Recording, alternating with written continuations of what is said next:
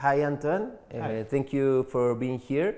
I am Ivan Pinto from La Fuga magazine. I'm here to interview you about your work here this year at FIDOCS. So you're part of international jury.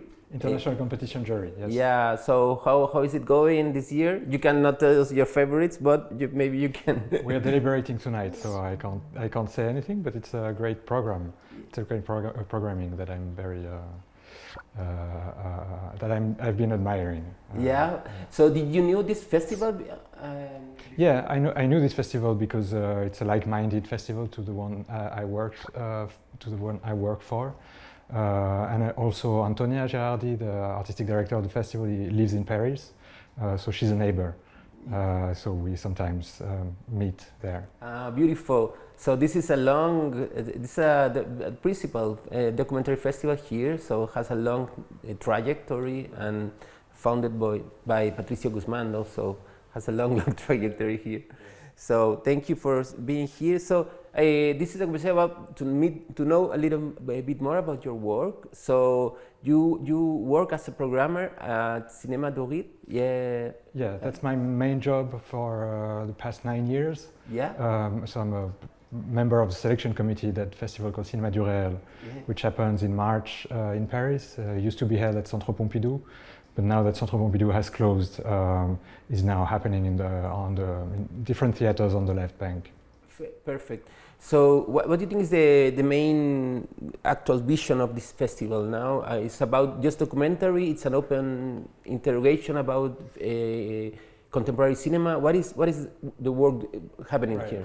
I think Cinéma du Réel has a particular position because it stems from documentary filmmaking, also ethnography. It was not founded but like refounded by Jean Rouch at the second or third year of existence.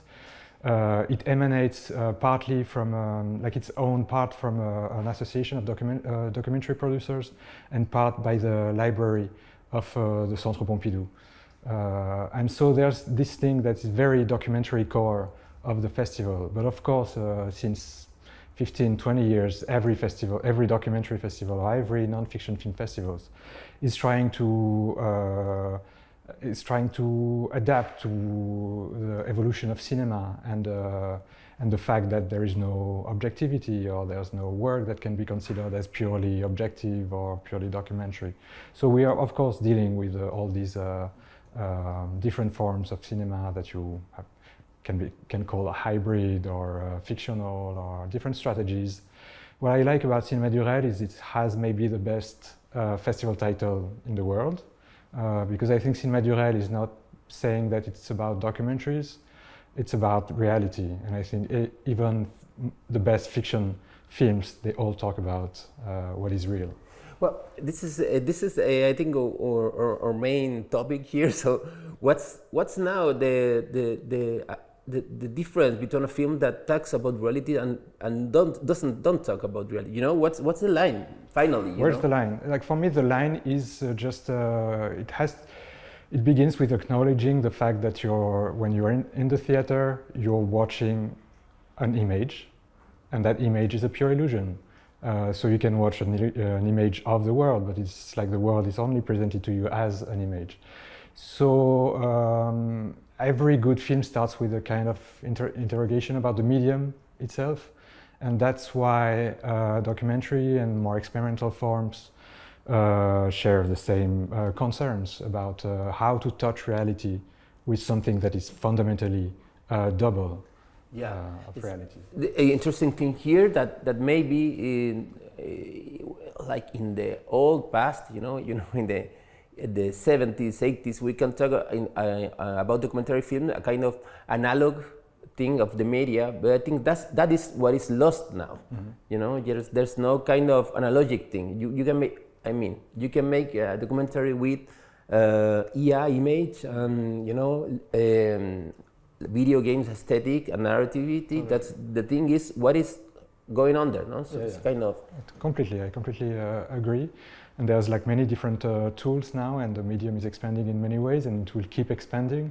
But the core, I think, of the work we are doing, and also you and the FIDOCS Festival, is talking about reality and how we can think about it and maybe, I don't know, yeah, change it a little. Change it a little bit. Yeah, thank you. So more in your interests, you know. So what filmmakers and what group of films, I don't know, what movements maybe have your interest in contemporary cinema? In contemporary cinema. Yeah. The thing is, I consider myself quite lucky to have started writing at an early age in the early 2000s, when, like, for me, the most exciting contemporary filmmakers appeared on the festival stage.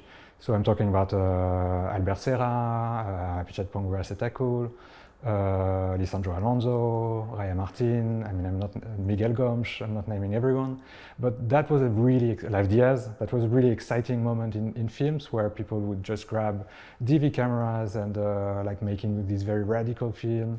And so I started there, and I met some of them. Some of them are friends, and so they stayed like my favorite filmmakers. Maybe one particular that is very important for me is Hong Sang-soo, which I really admire. His writing, his experimentation on narratives, but also the economy that he managed to build in order for him to keep making work and to be independent making them. Beautiful. So you work with some of these filmmakers. I think that I read somewhere that you made a script with Raya Martin. I collaborated with some of them, but Raya is a really dear friend, and Raya invited me a couple of times. We made a short film together that screened in Locarno, but it was like for us it was like a holiday movie. So I'm putting it aside a little. But Raya invited me to collaborate with him on 2 performances for Asia Culture Center in Gwangju in South Korea. Yeah. And so those 2 performances involved like conceptualizing those performances, but also writing scripts. We even made a fake film festival together. Uh-huh. Yes. Which one is? It's called Undocumenta, and it happened in 2016. Really? At the Gwangju Theater. How was that? It was amazing. It was like it sounded like a joke, but it was like a very serious joke. So basically, we divided this whole program about lost movies, and made a catalog and pretended that we found those movies. But it's a kind of fake. A fake one. But a few days before the festival happened, we just like said to everyone, we haven't tracked the film, so here's the real program instead. And then the real program was happening like a film festival with a retrospective, with screenings, with like an expanded part, with even an industry part, pitching sessions. It was a serious joke. It was a very serious joke, yeah, but we did it as a performance. So beautiful, beautiful. Yes. I think I'm. Tell me if I'm wrong. I think that the maybe Philippine bag and the Romanian maybe but was the kind of last bags we knew about. I don't know if I'm wrong. So what do you think about this idea? Do you think there's another possibility of bags today, so we can like search for this kind of national eruptions, or maybe today it's more like a global thing that's happening everywhere at the same time? How can define some phenomena like impulses or of these lives, many lives of cinema, Right.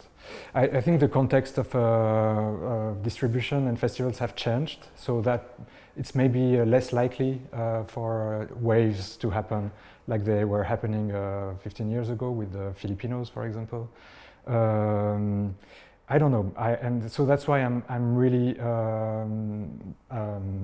preaching for like a very radical kind of filmmaking. Like when I was going at the Directors Fortnight in the early 2000s, they were showing Albert Serra and everything, very radical works, and those filmmakers are now part of the official competition. But they need like they need like a big section to appear first. Yes. So maybe that's not happening these days. And I don't know, there was a technical aspect to it, is like the birth of DV cameras. In the Philippines there were lots of like cinephiles, there were young filmmakers, there were critics as well, that were like, so that was a whole community that was involved in that thing happening, and there was a space to show these works. I hope that it happens again somewhere else. So, and now, do you see a kind of emerging phenomenon today, like in your work as a curator, and you work for New York and also these festivals, also as a film critic, and what do you think? There's some kind of emerging thing that's happening now today, or you see more a diffuse thing? I see different things. Also because I get older, I start thinking that it was better before, but a little bit wilder. And today is like I think the industry is like has built a network that is very helpful to everyone, but that sort of also I don't know, not asphyxiate is a little bit strong word, but like sort of tame a little bit creativity. And so I'm not really seeing it as much as I used to 20 years ago, but there's a lot of exciting things happening everywhere, in Vietnam, in schools, artists. Yeah. Three films that excited you most these recent years? I was making my top 10 for that magazine Film Comment, and I was thinking that last year was this year is Afternoons of Solitude, Albert Serra's film, which I think is a really brilliant work. Kleber Mendonça, Secret Agent, is quite amazing as well, or Alain Guiraudy's Misericordia. Those are like big films that I really loved recently. Really. So the last one, so about Chilean documentary, you know, I find that you know most, you know less. There's a film that I'm definitely not a specialist, but I'm not a specialist of anything. Like I was always told that it's better to be a generalist and not a specialist. So good idea. And so no, I can't say that I know that much about it. Of course, I know the big names. And I know exciting contemporary filmmakers like Jerónimo Rodriguez or Malena Slam, or there's like many exciting filmmakers, and it's a great land of cinema. Yeah.